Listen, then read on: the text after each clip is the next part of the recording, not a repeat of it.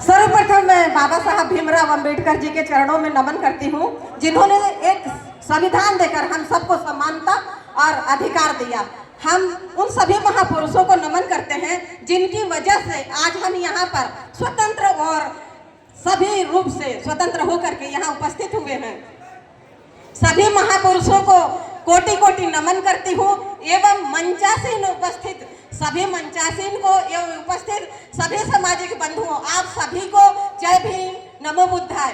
जैसे कि आप जानते हैं कि हमारे महापुरुषों ने कितने संघर्ष और कितनी कठिनाइयों से इस सामाजिक मिशन को यहाँ तक लाए हैं। मैं आप सभी लोगों से निवेदन करती हूँ कि इस सामाजिक मिशन को निरंतर बनाए रखें और अपने बाबा साहब के बताए हुए संविधान जो शिक्षित बनो, संगठित रहो और संघर्ष करो, अपने अधिकारों, अपने कर्तव्यों के प्रति जिम्मेदार बने।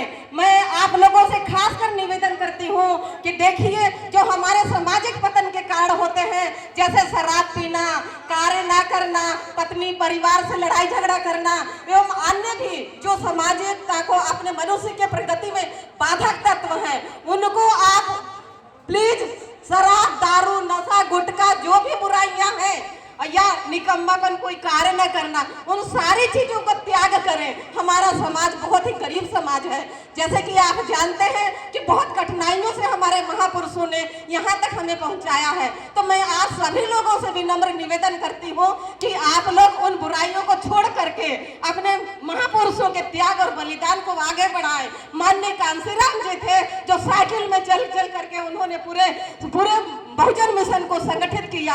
तो आप सब, हम क्यों नहीं, जब आज हम स्वतंत्र भारत में रह रहे हैं और ऐसी शिक्षा और समानता की जगह पे आ गए हैं, तो मैं आप सभी लोगों से आशा करती हूँ प्रत्येक व्यक्ति अपने दायित्व और कर्तव्यों को पालन करते हुए, अपने इतिहास के महापुरुषों को ध्यान में रखते हुए वो आगे बढ़े।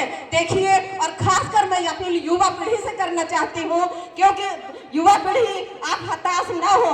आप कछुए और खरगोश की कहानी सभी को जानते हैं कि जो कछुआ था वो धीरे धीरे चला और खरगोश तेज दौड़ने वाला था, लेकिन जब वो मेला में पहुंचा तो धीरे चलने वाला पहुंच गया।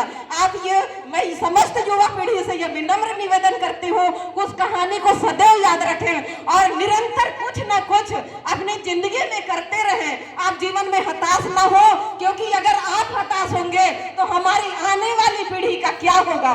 कि देख रहे हैं आप लोग, महंगाई, बेरोजगारी, अशिक्षा, अज्ञानता और रूढ़िवादिता, समस्त बुराइयां जो हमें बहुत पीछे कर चुकी है, लेकिन उनको आपने, जो महापुरुषों ने त्याग और बलिदान से यहाँ तक पहुँचाया है, तो उनको आपको निरंतर बनाना है। ये अपने परिवार के प्रति भी नैतिक दायित्व है।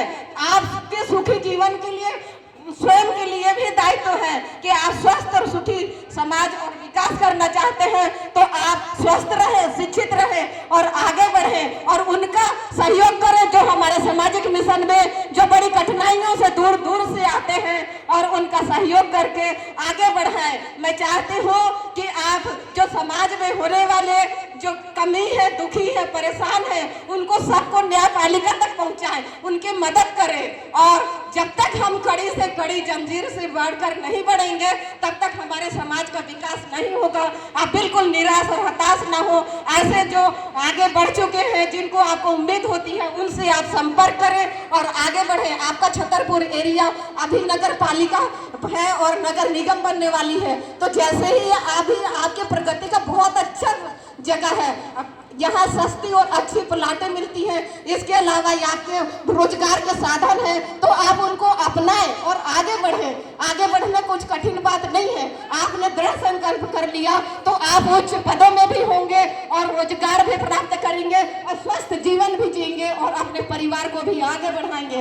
अंत में, यदि मेरे से कोई प्रकार की आप लोगों को आवश्यकता हो, सलाह हो, मशवरा हो या शिक्षा की, तो आप लोग सहयोग, आप लोग मेरे से मार्गदर्शन ले सकते हैं। मैं कोर्ट में ही अधिवक्ता के रूप में कार्य करती हूँ। और आप सभी को जय भीम, नमो बुद्धाय। आप लोग ना इसी तरह सामाजिक मिशन में कार्य करते रहे, मेरा यही निवेदन है। साथियों, कुछ समय बाद आपके बीच हो तुम